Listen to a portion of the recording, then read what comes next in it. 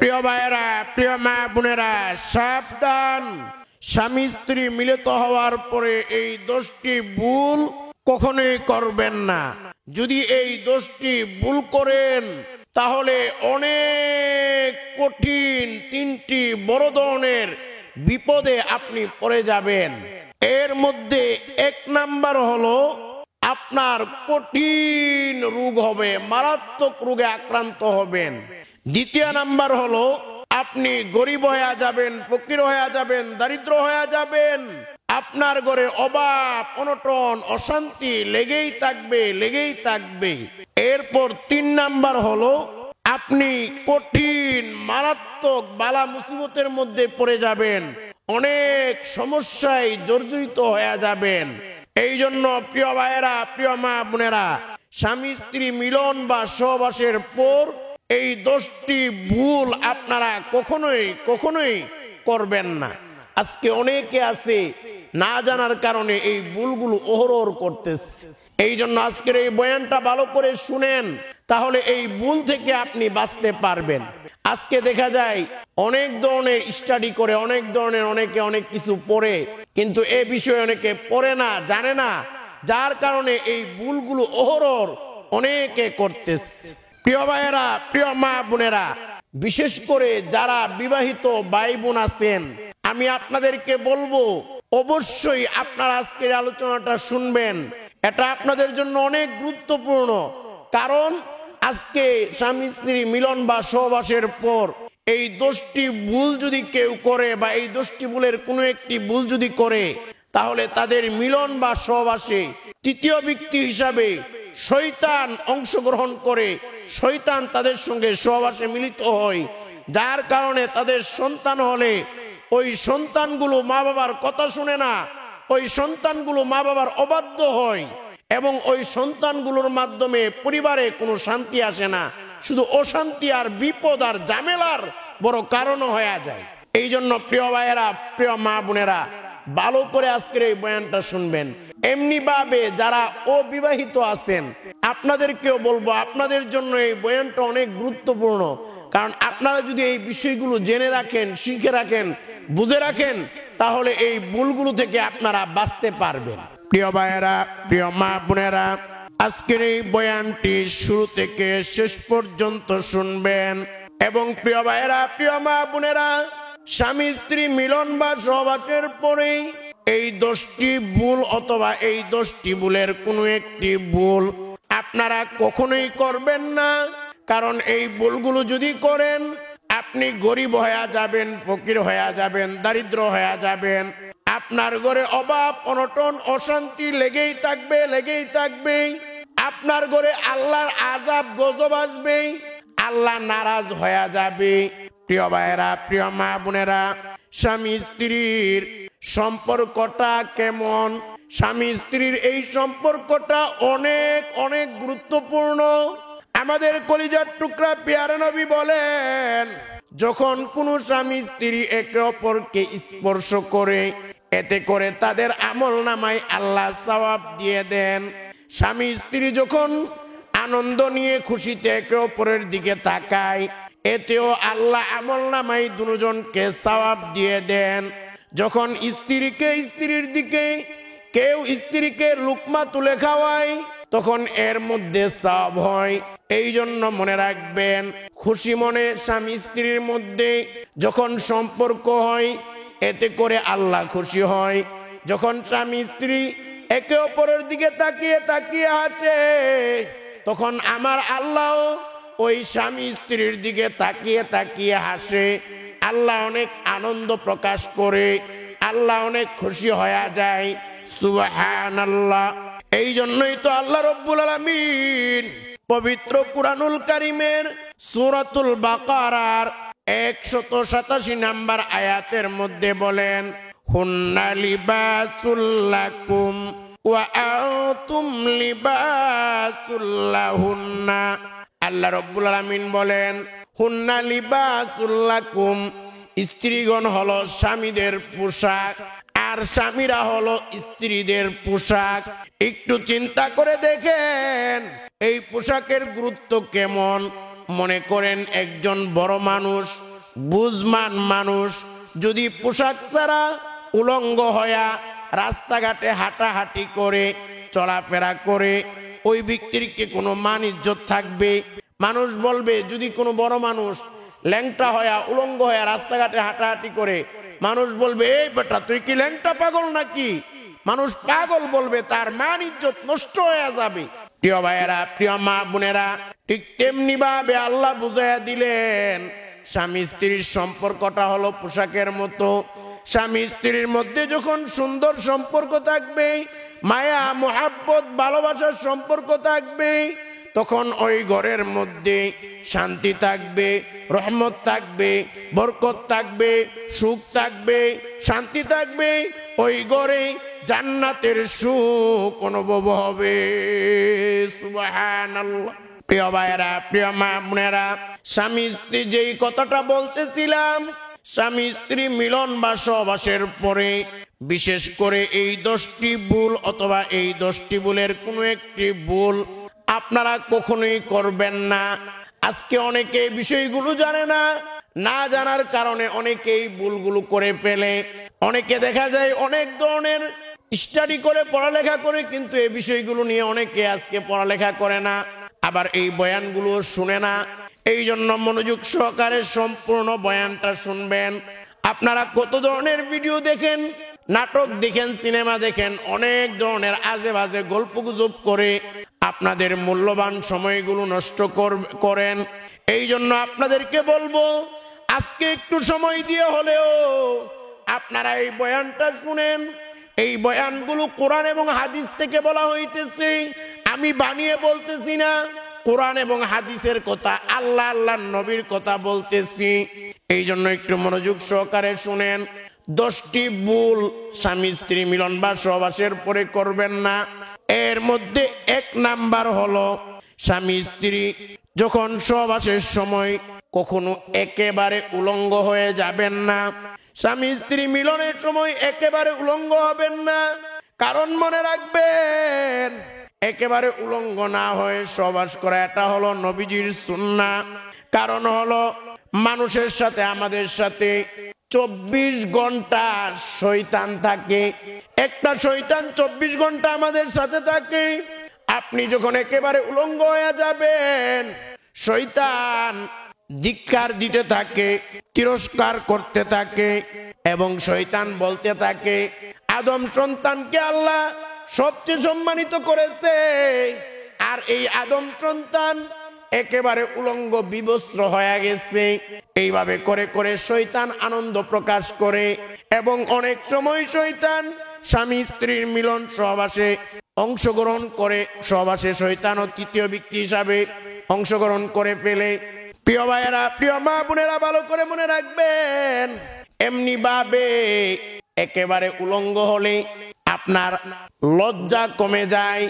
আর আমাদের কলিজার টুকরা পেয়ারা নবীজি সাল্লাল্লাহু আলাইহি ওয়াসাল্লাম বলেন, আল হায়াউ শুবাতুম মিনাল ঈমান, লজ্জা হলো ঈমানের অঙ্গ। যার লজ্জা হলো ঈমানের অঙ্গ, যার লজ্জা নাই, শরম নাই, তার যেন আস্তে আস্তে ঈমান কমতে থাকে, এবং একটা সময় সে ঈমান হারা হইয়া বেঈমান হওয়ার সম্ভাবনা রয়েছে। এই জন্য প্রিয় ভাইয়েরা, প্রিয় মা বোনেরা, ভালো করে মনে রাখবেন, স্বামী স্ত্রী মিলন সহবাসে একেবারে উলঙ্গ হওয়া যাবে না। পশু পাখি, তাদের কোনো নিয়ম কানুন নাই, তারা যা ইচ্ছা তাই করে, যা মন চা তা খায়, যা ইচ্ছা তাই করে, তাদের নিয়ম নীতির কোনো তোয়াক্কা নাই। কিন্তু মনে রাখবেন, আমরা যারা আল্লাহকে বিশ্বাস করি, আমরা যারা আমাদের নবীকে বিশ্বাস করি, আমরা জান্নাত জাহান্নামকে বিশ্বাস করি, আমরা আল্লাহর আইন কানুন নিয়মগুলোকে আমরা মানি। এই জন্য প্রিয় ভাইয়েরা, ভালো করে মনে রাখবেন, 1 নাম্বার হলো, স্বামী স্ত্রী মিলন সহবাসে একেবারে উলঙ্গ হওয়া যাবে না।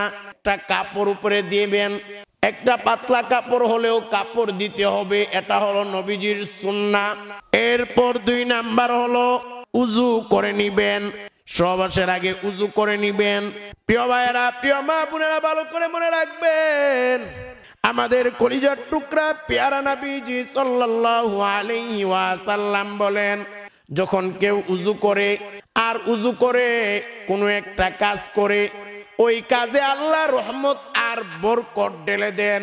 এমনি ভাবে প্রিয় ভাইয়েরা, প্রিয় মা বোনেরা, আমাদের কলিজার টুকরা পেয়ারা নবীজি সাল্লাল্লাহু আলাইহি ওয়াসাল্লাম বলেন, আর নবীজি বলেন, উম্মতি মুহাম্মাদি যদি জাহান্নামেও যায় কিন্তু তাদের 3টা অঙ্গ আল্লাহ জাহান্নামের আগুনে জ্বালাবে না, পুড়াবে না। সুবহানাল্লাহ। এর মধ্যে 1 নাম্বার হলো ওই পা, যে পা দ্বারা হেঁটে হেঁটে মসজিদে যাওয়া হয়েছে, ওই পা পুরানো হবে না। 2 নাম্বার হলো ওই চেহারা, যেই চেহারা দ্বারা আল্লাহর কুদরতি পায়ে সেজদা দেওয়া হয়েছে। 3 নাম্বার হলো ওই হাত, যেই হাত দ্বারা উযু করা হয়েছে। এই জন্য প্রিয় ভাইয়েরা, উযু অনেক বরকতি আমল। 3 নাম্বার, স্বামী স্ত্রী মিলন বা সহবাসের আগে আপনারা স্বামী স্ত্রী মিলন বা সহবাসের দোয়াটি পড়বেন। তবে দোয়াটি যদি না পারেন তাহলে কমসে কম বিসমিল্লাহ হলেও পড়ে নিবেন। কারণ মনে রাখবেন, স্বামী স্ত্রী মিলন বা সহবাসের আগে যদি দোয়া পড়া না হয় অথবা বিসমিল্লাহটা যদি পড়া না হয়, তাহলে ওই স্বামী স্ত্রীর মিলন বা সহবাসে শয়তান তৃতীয় ব্যক্তি হিসাবে সহবাসে অংশগ্রহণ করে। যদি সহবাসের দোয়াটা না পড়া হয় অথবা কমসে কম দোয়া না পারলেও আপনি বিসমিল্লাহ পড়বেন। আপনি পড়বেন বিসমিল্লাহির রহমানির রহিম। এই বিসমিল্লাহটা আপনি পড়বেন। বিসমিল্লাহ না পড়লে স্বামী স্ত্রী মিলন বা সহবাসে শয়তান অংশগ্রহণ করে। এমনি ভাবে আমাদের কলিজার টুকরা নবী বলেন, এ আমার উম্মতেরা, তোমরা প্রত্যেকটা ভালো কাজ বিসমিল্লাহ বলে শুরু করবা। কারণ বিসমিল্লাহ বলে যখন কাজটা শুরু করবা, ওই কাজটা যতক্ষণ কমপ্লিট না হবে, যতক্ষণ শেষ না হবে, ততক্ষণ পর্যন্ত আমল নামাই সওয়াব আর নেক আল্লাহ দিতেই থাকবে। সুবহানাল্লাহ। আপনি বিসমিল্লাহ বলে ঘুমিয়েছেন, আপনি সারা রাত ঘুমাইলেন, ফেরেশতারা আপনার আমল নামাই সওয়াব আর নেক লিখতেছে এবং আপনার ঘুমটাও ইবাদতে পরিগণিত হয়ে যাবে। সুবহানাল্লাহ। যদি আপনি বিসমিল্লাহ পড়ে ঘুমান। এই জন্য প্রিয় ভাইয়েরা, প্রিয় মা বোনেরা, আপনারা স্বামী স্ত্রী মিলন বা সহবাসের আগে অবশ্যই বিসমিল্লাহ পড়বেন। বিসমিল্লাহ পড়লে স্বামী স্ত্রী মিলন সহবাস এটা ইবাদত হবে এবং সহবাসের মধ্যে শয়তান অংশগ্রহণ করতে পারবে না। তবে চেষ্টা করবেন সহবাসের দোয়াটা যারা পারেন পড়ার চেষ্টা করবেন, তা না পারলে বিসমিল্লাহ হলেও পড়বেন। এরপর 4 নাম্বার হলো স্বামী স্ত্রী মিলন বা সহবাসের সাথে সাথেই গোসল করবেন না। কারণ মনে রাখবেন, সাথে সাথে যদি গোসল করে ফেলেন, অনেক সময় পরবর্তীতে আস্তে আস্তে কিছু নাপাকি আসতে পারে, যার কারণে আপনি আবার নাপাক হয়ে যাবেন। এবং মনে রাখবেন, স্বামী স্ত্রী মিলনের পরে সাথে সাথে গোসল করবেন না। কারণ সহবাসের পরে শরীরটা অনেক গরম থাকে। অনেক সময় সাথে সাথে গোসল করলে স্ট্রোক করার সম্ভাবনাও থাকে, অনেক ধরনের ঝুঁকি থাকে। স্বামী স্ত্রী মিলনের পরে একটু অপেক্ষা করেন, কিছুক্ষণ হাঁটাহাঁটি করেন, এরপর আপনারা একটু প্রস্রাব করেন, তাহলে নাপাকি আর থাকবে না। এরপর আপনারা একটু গোসল করেন। 5 নাম্বার হলো একেবারে দেরিতে গোসল করবেন না। 5 নাম্বার হলো একেবারে দেরিতে গোসল করবেন না, আবার একেবারে সাথে সাথে গোসল করবেন না, একটু পরে অপেক্ষা করে গোসল করেন। আবার একেবারে এমন দেরি করেছেন, একেবারে অনেকে আছে সকাল 8টা 9টা 10টা বাজে গোসল করে না, এত দেরি করবেন না। কারণ মনে রাখবেন, আপনি যদি 8টা 9টা 10টা বাজে গোসল করেন তাহলে আপনার ফজরের নামাজটা কাজা হয়ে যাবে, ছুটে যাবে। আর এই ফজরের নামাজের ব্যাপারে আমাদের নবী বলেন, মান সাল্লাস সুবহা ফাহুয়া ফি জিম্মাতিল্লাহ। আমাদের নবী বলেন, যে ব্যক্তি ফজরের নামাজ আদায় করলো, ফাহুয়া ফি জিম্মাতিল্লাহ, সে আল্লাহর জিম্মায়, আল্লাহর নিরাপত্তায় চলে গেল।